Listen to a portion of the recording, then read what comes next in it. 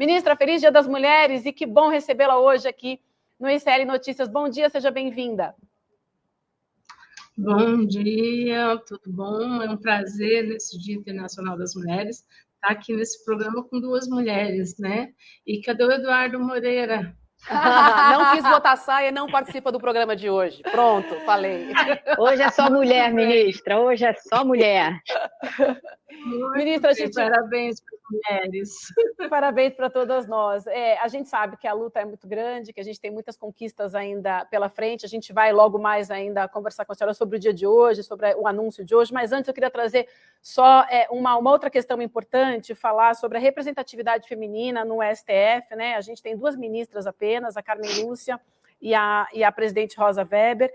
E a gente sabe que essas duas vagas, né? E a gente sabe que a gente vai ter duas vagas abrindo aí em breve. Então, gostaria de perguntar para a senhora, na sua opinião, não seria a hora do presidente Lula pensar em aumentar essa representatividade feminina também no STF, para a gente também ter um STF com mais mulheres? Na verdade, eu acho que é o momento da gente estar repensando todas as representações, né? No judiciário, não só no STF, mas também nos tribunais de justiça, no Ministério Público. A grande questão que eu tenho discutido, efetivamente, é o fato de que muitas vezes as correlações de força e as decisões não cabem única e exclusivamente, né, ao presidente da República. Portanto, eu acho que nós temos que fazer o debate, nós estamos aí com 2 ou 3 nomes de mulheres importantes, né? Uma, inclusive, negra, debate sobre a questão de gênero, de raça colocado, mas nós precisamos fazer essa disputa, porque é uma disputa feita pelos homens com muita força, né? Então, não basta apenas você aguardar que o presidente Lula tome uma decisão sozinho, nós precisamos dar um respaldo, né, dentro da disputa para que as mulheres sejam incluídas nesse processo. Ministra Cida Gonçalves, quem fala é Roberta, é um prazer conversar com a senhora. Eu quero trazer uma pesquisa feita pelo site Metrópolis, que diz que mulheres negras recebem 55% menos que homens brancos. E segundo a ONU Mulheres, nas taxas atuais, a sociedade levará 300 anos para atingir a igualdade de gênero. Ainda segundo a pesquisa, uma mulher branca tem renda média de R$5.000 e uma negra com o mesmo grau de escolaridade, R$3.500. Quais são as políticas para a equidade entre homens e mulheres vindas do Ministério? Cida, por favor. Bom, hoje nós vamos estar lançando, o presidente vai estar assinando a mensagem, encaminhando a proposta de lei da igualdade salarial entre homens e mulheres, né? E junto com ela, nós estamos pensando em trabalhar dentro da questão da política de cuidados, por 2 motivos, porque a questão do salário igual não é única e exclusiva a entrada no mercado de trabalho e no local. Você tem a questão da ascensão, você tem a questão dos cuidados. Quem ainda tem que ir buscar a criança na creche? Quem ainda tem responsabilidade de levar a pessoa doente para o hospital ou para o posto de saúde? Ainda são responsabilidade das mulheres e isso faz com que elas não tenham ascensão na carreira, né? E isso são debates que nós precisamos traçar para que nós possamos efetivamente debater as políticas efetivas. E com isso, Roberta, nós vamos ter sim que reafirmar a questão do lugar da mulher negra e de que forma que vão ser essas políticas afirmativas para que as mulheres negras sejam mais inseridas. Nós precisamos dividir, discutir quais são as políticas públicas que o governo pode, o Estado, na verdade, não é o governo, o Estado pode fazer para aliviar o trabalho dos cuidados. Nós precisamos fazer uma discussão com a sociedade, com os homens, sobre a divisão sexual do trabalho dentro de casa e, portanto, dividir a questão dos cuidados e, a partir da legislação que nós estamos encaminhando, então, tem a lei e nós vamos ter as sanções, né? As multas, os processos, as formas devidas que a legislação permite. Elô. Ministra, a gente tem no Brasil hoje uma luta ainda contra o trabalho em situação de escravidão. a gente tem uma luta para estar vivas, né? As mulheres brigam para continuar vivas, como disse a Tereza Cruvinel agora há pouco, a gente não está nem lutando por avanços, a gente está lutando para ficar aqui para poder lutar.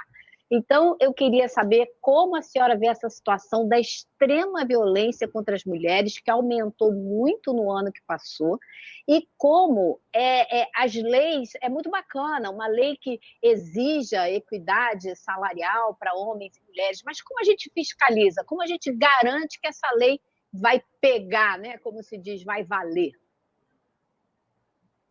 São desafios que estão colocados efetivamente em todo o processo, tanto da legislação.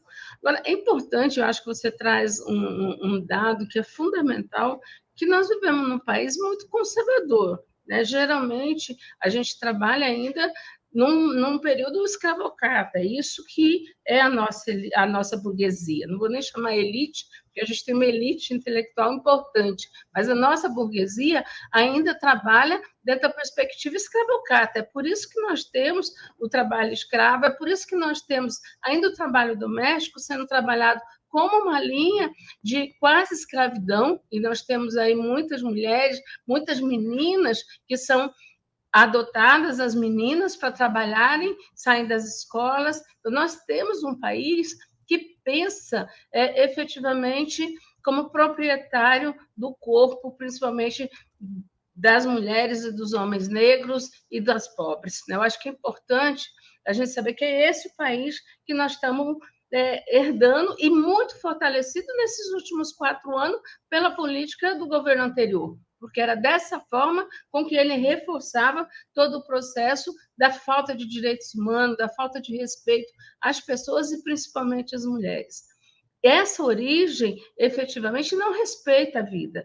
Então, você autorizar a questão do armamento, você autorizar o estupro, você autorizar, né, a violência, você agredir repórteres em público, principalmente as mulheres, é um método escravocrata de colocar as mulheres num devido lugar, né, num devido papel, que não é o papel, que é o debate que nós vamos ter que fazer, que é o debate do lugar de fala. É como se as mulheres não pudessem ter espaço e lugar de fala na sociedade brasileira. E, portanto, se elas começam a falar, se elas começam a ser ouvidas, se elas começam a ter participação política, e aí nós vamos ver o caso das nossas vereadoras de Santa Catarina, né? A Tereza Capra, que foi cassada, 3 vereadoras ameaçadas, o caso da Marielle Franco, se nós formos ver o caso da Lola, o caso do Red Pill agora, né? Então, nós estamos num processo que nós estamos que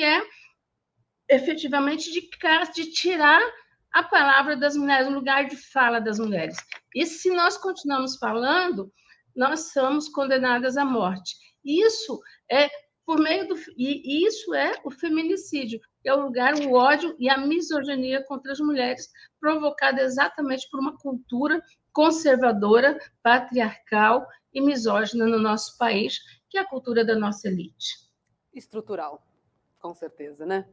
Verdade, ministra. Agora, a senhora tem uma história de luta contra a violência contra as mulheres, né? A senhora trabalhou já anteriormente lutando contra essa violência. Qual é a perspectiva que a senhora está vendo agora para frente da gente conseguir algum avanço nessa matéria? Na verdade, eu já venho do movimento na luta contra as mulheres, nos governos dos 2 governos da presidenta Dilma, eu fui secretária nacional do presidente Lula, eu fui secretária nacional de enfrentamento à violência, e no governo da Dilma, quando a ministra Eleonora era ministra, eu também continuei secretária.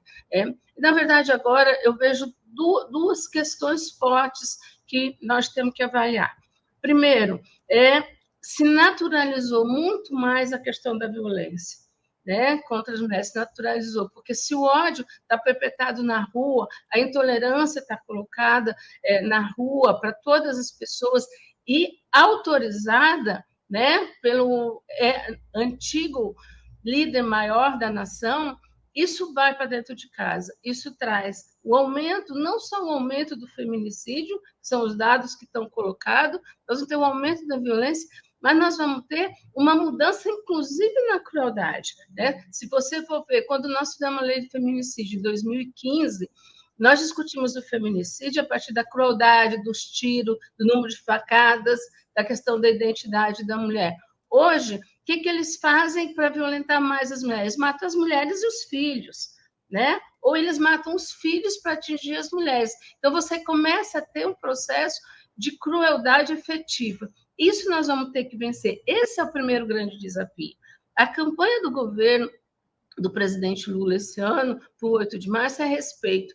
É exatamente para que nós possamos discutir a não misoginia, para a gente poder discutir o lugar de fala das mulheres, para nós podermos enfrentar a questão da violência contra as mulheres, seja ela qual for, né? E a questão do feminicídio. Porque, efetivamente, e como é que nós vamos fazer isso, que é a sua pergunta, né? Nós vamos fazer com políticas públicas, nós vamos aumentar o número de casas da mulher brasileira, né? Nós estamos lançando hoje, 11 horas, 40 casas da mulher brasileira.